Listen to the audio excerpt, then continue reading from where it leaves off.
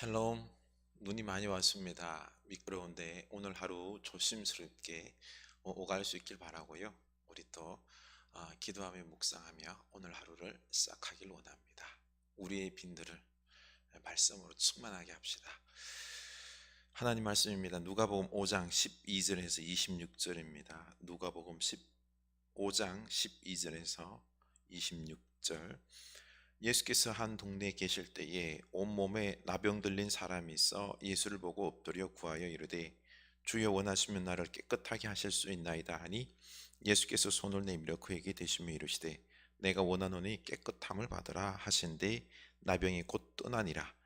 예수께서 그를 경고하시되 아무에게도 이르지 말고 가서 제사장에게 내 몸을 보이고 또 내가 깨끗하게 됨으로 인하여 모세가 명한 대로 예물을 드려 그들에게 입증하라 하셨더니 예수의 소문이 더욱 퍼짐에 수많은 무리가 말씀도 듣고 자기 병도 고침을 받고자 하여 모여오되 예수는 물러가사 한적한 곳에서 기도하시니라. 하루는 가르치실 때에 갈릴리의 각 마을과 유대와 예루살렘에서 온 바리새인과 율법 교사들이 앉았는데 병을 고치는 주의 능력이 예수와 함께 하더라. 한 중풍병자를 사람들이 침상에 메고 와서 예수 앞에 들여놓고자 하였으나 무리 때문에 메고 들어갈 길을 얻지 못한지라. 지붕에 올라가 기와를 벗기고 병자를 침상째 무리 가운데로 예수 앞에 달아내리니 예수께서 그들의 믿음을 보시고 이르시되 이 사람아 내 제사함을 받았느니라 하시니 서기관과 바리새인들이 생각하여 이르되 이 신성 모독하는 자가 누구냐? 오직 하나님 외에 누가 능히 죄를 사하겠느냐? 예수께서 그 생각을 하시고 대답하여 이르시되 너희 마음에 무슨 생각을 하느냐? 내 제사함을 받았느니라 하는 말과 일어나 걸어가라 하는 말이 어느 것이 쉽겠느냐? 그러나 인자가 땅에서 죄를 사하는 권세가 있는 줄을 너희로 알게 하리라 하시고 중풍병자에게 말씀하시되 내가 내게 이르노니 일어나 네 침상을 가지고 집으로 가라 하시매 그 사람이 그들 앞에서 곧 일어나 그 누웠던 것을 가지고 하나님께 영광을 돌리며 자기 집으로 돌아가니. 아멘. 여러분 어떻습니까? 요즘 하나님의 말씀을 들음으로 자유함을 누리며 살아가고 있습니까? 코로나로부터 돈과 또 여러 가지 문제로부터 자유함을 누리며 평안으로 기쁨으로 살아가고 있는지요? 이 하나님의 말씀이 임할 때 우리가 구원도 받고 병도 낫고 기적도 일어납니다. 베드로도 이 예수님의 말씀이 임하자 이 예수님 말씀을 통해서 구원도 받고 장모님의 병도 낫고 고기도 가득 잡는 기적도 맛보았습니다. 그런데 예수님은 이것보다 어부에서 제자로의 삶의 방향을 바꾸길 원하셔서 또 말씀하셨지요. 그래서 그 말씀에 의지하여 배와 가족들 모든 것들을 다 내려놓고 말씀을 따라 사람을 취하는 제자가 되었습니다. 말씀을 따라 이제 좀 더 거룩한 마음을 두다 보니 거룩한 것에 목적을 주다 보니 어떻습니까? 이 제자로서의 살아가는 삶 속에서 배도 고프고 또 좋은 것 못 입고 그렇죠. 이렇게 살아갑니다만 문제가 안 됩니다. 오직 사람을 구원하고 천국을 이루고 하는 이것이 주된 관심이 되었기 때문에 예전에는 돈 많이 벌고 잘 먹고 잘 사는 것이 성공하는 것이 제일 목적이었다면 이제는 그런 것 별로 안 흥미이죠. 뭐요? 영적인 것에 거룩한 것에 사람 살리는 것에 이런 것에 중요하게 마음을 둘 때 우리는 이런 다른 것들로부터 하위적인 영역 먹고 사는 이런 부분들에서는 자유함을 누리게 된다라는 것입니다. 한 집사님과의 통화에서 그 코로나 때문에 경제적으로 좀 어렵죠 라고 말씀을 드렸더니 뭐 그저 그렇죠 뭐. 그런데 이 코로나를 통하여서 도리어 기도하며 좀 더 묵상하다 보니 예수님을 더 알아가게 되었습니다. 제가 좀 더 영적인 사람이 되어가고 하나님과 동행하는 삶이 되어서 감사할 따름입니다. 바로 이것입니다. 하나님은 물질에 얽매여 살았던 우리들을 좀 더 거룩하고 영적이고 차원 높은 사람으로 지금 바꾸어 가고 계시는 것입니다. 이걸 볼 수 있기를 원합니다. 그래서 우리는 하나님의 말씀이 내 마음에 와 닿도록 해야 됩니다. 사명의 말씀이 우리 마음을 사로잡을 때 우리는 지금의 현실을 이겨나갈 수 있습니다. 오늘 말씀은 예수님께서 나병 환자를 치유하는 말씀이죠. 나병, 전염병으로 집에서 쫓겨나서 마을 밖에서 살아야 했습니다. 우리도 코로나 걸리면 어땠죠? 14일간 격리되었지 않습니까? 그리고는 코로나 검사를 해서 음성 판정이 나와야지 복귀가 되었던 겁니다. 이 격리를 어기면은 처벌을 받았죠. 얼마나 고통스럽습니까? 바로 나병 환자가 마을에 쫓겨나서 마을 밖에서 자기들끼리 가족으로부터 소외당한 채 이렇게 비참한 삶을 살았던 것입니다. 이 나병 환자가 예수님에 대한 소문을 듣고 가만히 있을 수가 없었습니다. 예수님께 가면 병이 나올 수 있으니까요. 사랑하는 가족들에게 돌아갈 수 있기 때문에 꼭 만나 배워야 할 뿐이었습니다. 예수님을 만나야 합니다. 12절 보니 온몸에 나병 들린 사람이라고 했습니다. 예수를 보고 엎드려 구하여 이르되 주여 원하시면 나를 깨끗하게 하실 수 있나이다. 주님께 엎드려 주여 원하시면 나를 깨끗하게 하실 수 있나이다 믿음으로 고백합니다. 그래서 예수님께서 손을 내밀어 그에게 대시며 고쳐주십니다. 얼마나 사랑하시는지 그 나병에 손을 대시고 고쳐주십니다. 사람들은 더럽다고 전염된다고 멀리했지만 무서워 도망다녔지만 예수님께서는 그의 나병에 손을 대시고 사랑함으로 낫게 해 주셨습니다. 병에서 자유함을 맛보게 하셨습니다. 그런데 이상하게 예수님은 아무에게도 말하지 말고 제사장에게 몸을 보이고 정결의 예물도 드리고 깨끗하게 나았음을 입증하고 가족에게 돌아가라고 말씀하십니다. 코로나에 완치되었을 때 그때 이 의료진들에게 검사해서 그렇죠, 나 완치되었어 하고는 가족에게로 돌아가는 것 아닙니까? 그렇듯이 예수님도 그동안 가족과 그 이웃들과 공동체로부터 소외되었던 고통 속에 살아가던 이 나병 환자들 병과 소외에서 자유, 해방을 시켜 주셨습니다. 이제 자유롭게 온 동네를 뛰어다니고요, 형제들과 함께 밥도 먹어도 되고 같이 뒹굴어도 되고 이 자유를 회복한 것입니다. 관계를 회복하게 된 것입니다.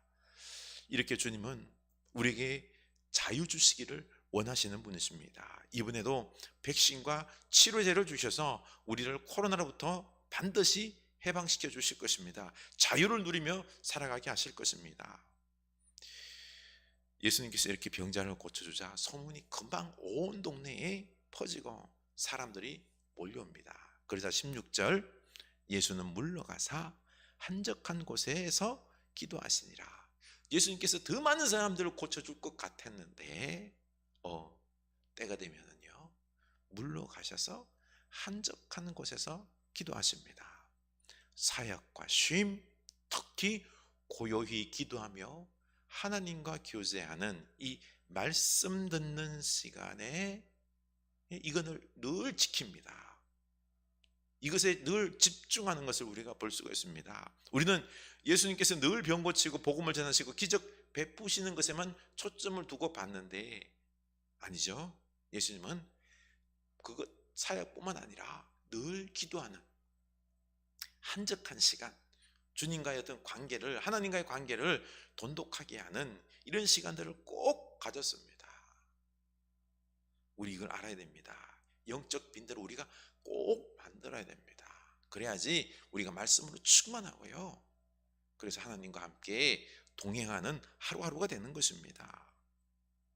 17절 이하를 보면 또 한 중풍병자를 고치셔서 자유를 베푸심을 보게 됩니다. 중풍병자는 아시다시피 움직이지를 못합니다. 그래서 예수님께 나오고 싶어도 나오지를 못하는 안타까움이 있는 것입니다. 이때 그 친구들이 믿음이 있어서 18절 한 중풍병자를 사람들이 침상에 메고 와서 예수 앞에 들여놓고자 하였으니 무리 때문에 메고 들어갈 길을 얻지 못한지라. 지붕에 올라가 기와를 벗기고 병자를 침상째 무리 가운데로 예수 앞에 달아내리니, 참 이 얼마나 아름다운 모습입니까? 그 친구들이 나서서 내 몸처럼 여기고 치유를 위해서 도와줍니다. 사람들이 워낙 많아 들어갈 수가 없으니까 지붕 위로 올라가서 지붕 기와를 벗기고, 사실 우리나라처럼 이런 기와가 아니라 유대 지방에는요 건조한 지역입니다. 그래서 갈대 이렇게 걸렸고 진흙과 같이 이겨서 만든 그런 지붕입니다. 그래서 손으로도 뚫을 수 있는 그런 지붕인 거죠. 이렇게 지붕을 뚫고는 침상을 내려서 그 친구를 낫게 하고 그가 자유를 누리며 살아갈 수 있도록 돕는 것을 볼 수가 있습니다. 20절 보면 예수께서 그들의 믿음을 보시고 이러시되 이 사람아 내 죄사함을 받았느니라 하시니, 예수님은 이 병자의 믿음보다 그 친구들의 믿음을 보시고 고쳐주시겠다고 말씀하십니다. 너무 아름다운 모습 아닙니까? 이것이 바로 가족이요 교회요 공동체입니다. 예수님은 가족을 혈연으로만 생각하지 말고 혈연을 넘어서 사랑의 언약 관계로 함께 책임을 지는 가족을 이루라고 말씀하셨습니다. 교회가 바로 이런 사랑으로 서로 책임지는 공동체, 가족을 원하시는 것입니다. 이 믿음의 주님께서 기뻐하시며 이 중풍병자에게 치유와 자유를 선물로 주셨습니다. 코로나로 경제적으로 고통받는 사람들이 여기저기서 극단적인 선택을 하는 소식을 듣지 않습니까? 자영업자들의 목소리가 커서 그들의 소식만 들리는데 사실은 젊은 20, 30대가 극단적인 선택을 하는 경우가 지금 더 많다고 합니다. 취업이 안 돼서 여러 문제로 미래의 희망을 발견하지 못하니까 이런 선택을 합니다. 오늘날 이런 가운데 속에서 함께 살아가고 책임지는 믿음의 가족들, 믿음의 공동체들이 절실하게 필요한 시대입니다. 전에도 말씀드렸지만 이효령 박사가 지금은 함께 울어줄 수 있는 눈물 한 방울이 필요한 시대라고 말했습니다. 바로 생명경제, 생명의 논리로 서로 사랑하고 살려주는 그런 경제만이 이 포스트 코로나 시대를 살아가는 유일한 길이라고, 방법이라고 그는 암의 고통 속에서 절규하고 있습니다. 그런데 우리 사회는 지금 사랑으로 서로 책임지기보다는 투기로 나만 잘 살면 된다는 마음으로 더욱더 경쟁이 심해지고 있습니다. 집값 올리고 전세값 올리고 정권을 잡기 위해서 싸웁니다. 참 답답합니다. 오늘 말씀에서 17절 보면은 갈릴리의 각 마을과 유대와 예루살렘에서 온 바리새인과 율법 교사들이 앉아 있는데, 이 사람들이 와서 작은 집을 체험으로 치유를 받아야 할 다른 사람들을 도리어 그 길을 막고 있습니다. 예수님께서 이 중풍병자에게 네 죄 사함을 받았느니라 하니까 하나님만이 죄를 사할 수 있는데 감히 내가 죄를 사한다고? 이건 신성모독이다 라고 서로 이야기를 합니다. 수군거립니다. 그러자 예수님께서 말씀하죠. 네 죄 사함을 받았느니라 하는 말과 일어나 걸어가라 하는 말이 어느 것이 쉽겠느냐? 어느 것이 쉬울까요? 입증하기가. 죄 사함 받는 거는 뭐 입증할 수가 없잖아요. 그렇죠? 그러나 걸어가는 거는 입증을 해야 돼요. 이게 더 어렵잖아요. 그래서 예수님께서 걸어가라, 그에게 기적의 치유를 보여주면서 병도 낫게 하는 권세뿐만 아니라 죄 사는 권세도 있음을 보여주신 것입니다. 오늘날 이렇게 예수를 믿으면서 사랑으로 서로 책임지는 믿음으로 서로 자유케 하는 이런 신앙생활이 아니라 남을 정죄하고 교만과 위선과 세속주의와 이단과 거짓 신앙으로 구원과 이 참된 자유의 길을 가로막는 사람들이 있습니다. 너무 안타깝습니다. 나는 진정 사랑으로 책임지는 믿음의 가족인지 이 고요한 빈들에서 나를 돌아볼 수 있기를 원합니다. 나는 어떤 신앙 사람인지 회개하고 우리가 말씀 임할 때 우리에게 용기가 생기고 순종함으로 우리가 형제를 위하여 우리의 믿음을 발동하여 그 형제에게 치유와 구원과 참된 자유를 선물할 수 있는, 이 역사를 감당할 수 있는 믿음의 사람이 될 수 있을 줄로 압니다. 우리 이 고요한 빈들에서 우리 하나님께 회개와 더불어 은혜의 말씀을 듣고 순종하겠다 결단할 수 있기를 원합니다. 우리 하나님께서 우리를 통하여 자유와 구원의 역사를 베풀어 주실 것입니다. 우리 찬양하시겠습니다.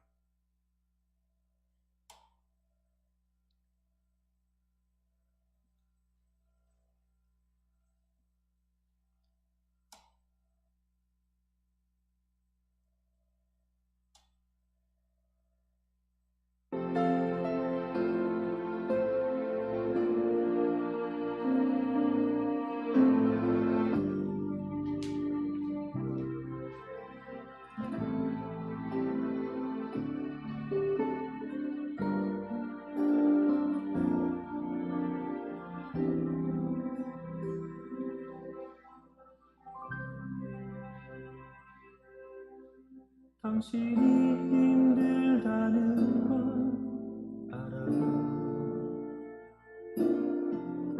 아픔이 너무 많다는 것도 위로하길 원해요. 감싸주고 싶어요. 당신은 하나님의 사람인 것은 내가 알 수 없는 그대의 큰 마음속까지 당신을 지으신 하나님 알고 계셔요. 위로하길 원해요. 감싸주고 싶어요. 당신은 하나님의 사랑. 당신이 힘들다는 걸 알아요. 아픔이 너무 많다는 것도 위로하길 원해요. 감싸주고 싶어요. 당신은 하나님의 사람인 것을 내가 알 수 없는 그대 깊은 마음속까지 당신을 지으신 하나님 알고 계셔요. 위로하길 원해요. 감싸주고 싶어요. 당신은 하나님의 사랑.